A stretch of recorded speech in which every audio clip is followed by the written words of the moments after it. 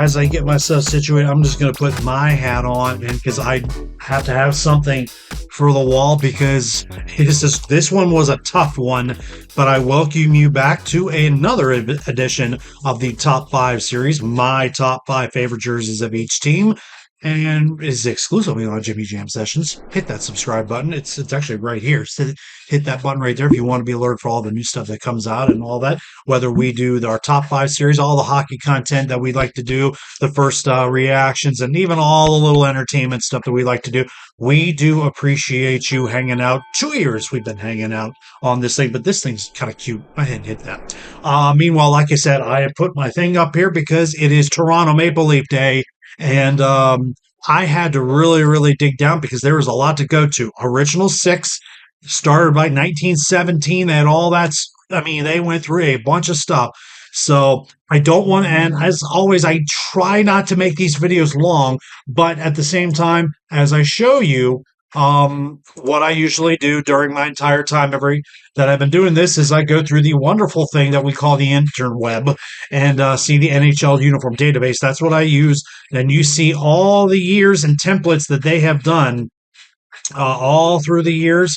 I mean, since all those years, you also get the special stuff they did, and everything they did, reverse retros, winter classic, all that stuff like that, and I mean, every single. This was a hard one because there's all these touch ups and renovations that they did in every aspect you could possibly think of. Now we know Toronto original six, never go wrong, but they have. I have to go back and just sweep through. They have won 13 Stanley Cups, but they haven't won one since 1967, and we're still waiting. Then anyway, but now they've won a lot of cups, but they've not won since 67. But they were in their old days of the old Toronto Arenas days. I can actually hit this and let you and just see if I can pull it up right here. If I can hit the button here. And just basically, actually, I don't even need to hit the button. You see the time frames. They started out as the arenas, and then they had the old St. Pat's stuff that they had, the white and green and all that stuff that they did like back in the day. And nope, can't really reach that. Oh well, let's move on. Oh well, but anyway, as you can tell, there's all these different wavelengths of time frames and just redesigns. The Maple Leafs are a true legend as far as like jersey wise, and just as far as team wise, as far as team is concerned, because but most people now, when I was growing up, everybody remembered this leaf logo. That is probably the end of this video. It's probably what I remember of the Toronto Maple Leafs. And then let's just go back and look today. They had the logo until 1967. Actually 67 they started that logo, and they started the official changeover of the old Leaf logo in 2016. So not that one, but yeah, they went to that starting in 2016. So they started to go back to a little bit of their roots, touch up the stripes a little bit, but it's nothing outlandish. But I mean, you really have to go back. They really went to that logo, not necessarily in retrospect, but it was the old Leaf logo is what sold for the Leafs, and then they just modernized it, and let's just go back and double check it again. It was 1992, 1978, 72 is when they started. I'm just starting to go backwards now.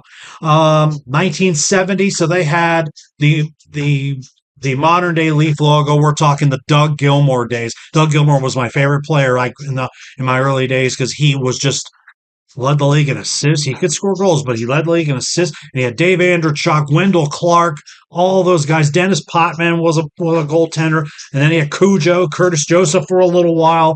Never got over that hump, but Gilmour was my favorite player. I had a Leafs jersey with Gilmour on the back of it a long time ago. But a couple of different wavelengths. It was not just the striping, but this phase of the big, long stripe down the sleeve. That was the old days of the Maple Leafs that we remember. And it led to many different forms as well. This was actually really cool. That's the reverse color of it. The Winnipeg Jets kind of had something similar to that. But old days, the leaf on the shoulder, the long stripe down the sleeves, that is as old school as you get. And they modernized it. I mean, there's nothing crazy what Mike Babels did. Black, blue, and white is all they needed, and that's how that were. That's what they were astonished to that. And with these, this kind of led to the inspiration that led to the. I believe this was the first reverse retro. And I might as well look today. I might as well look together while I'm at it. Reverse ret. Yep, it was the first reverse retro that and this wasn't a bad one. I don't remember what I think. I think they labeled this kind of in the middle of the pack, but that was the inspiration. Just the highlight number font. That's all it was, and the solid, and they went just solid gray on it. So Toronto didn't do a bad job with its reverse retros. I mean, they didn't want to make it too outlandish, but that was kind of like the inspiration for that. And remember when they started as the Toronto Arenas? Well, I mean, this was also a Heritage Classic jersey that they did, and they did a couple of the other one that had the multiple stripes on the sides as well.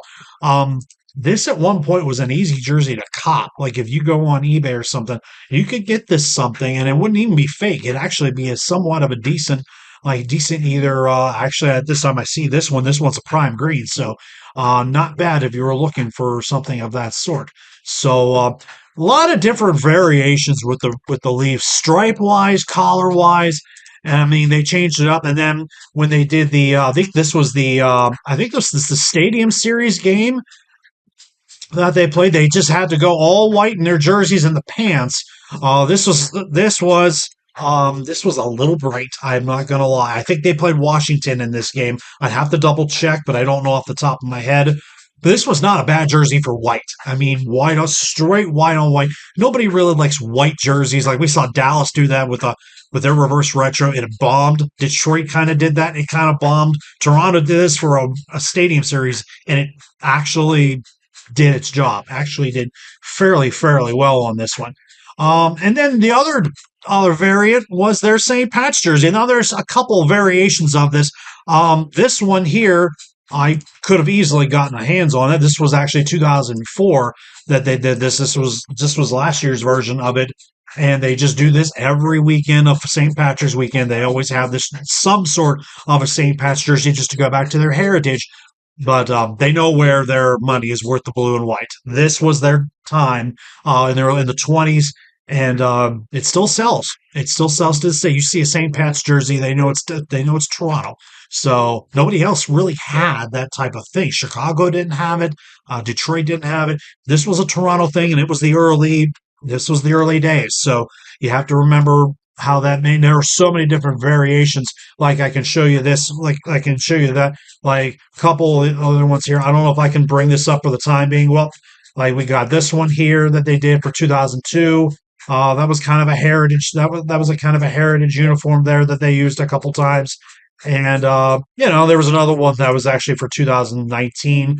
This one wasn't too bad. The number font was a little bit different, but it goes all the way back to you see from 1919 to 2027. So you get a little bit of that sense of how that works. And like I said, it still sells and all that.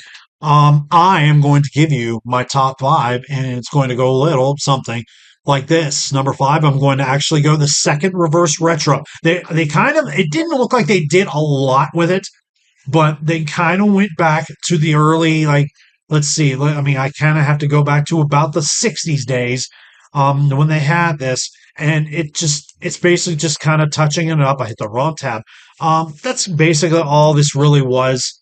But it was a clean jersey, and the logo was the fuzzy material, and the logo stood out. And then you got the one old logo on the front. This was actually not a bad jersey. I don't think I ranked it high, but they didn't need to do too much. Not like the Islanders. They didn't really try. But Toronto, this is a clean jersey to a point. I put this at five. Number four, I'm going to actually go the Winter Classic that they played against Detroit at the Big House in Ann Arbor, Michigan. I mean, if you're a collector of old school sweaters, this was the Reebok era, the multiple stripes on the arm, the bottom of the jersey, the really old logo, and Detroit used their old logo too. one of the very few games that I saw both teams wearing solid jerseys. And if you go back and look at film and look at this game was epic. It was at Ann Arbor Stadium, Michigan Stadium, where the Michigan Wolverines played 100 plus thousand, and it was 50-50, really close, red and blue all through the stadium. It was well put together. Probably one of the best winter classics, and that went to a shootout as well. Toronto won it. But I give Toronto this for props on this one. I'm going to put this at 4.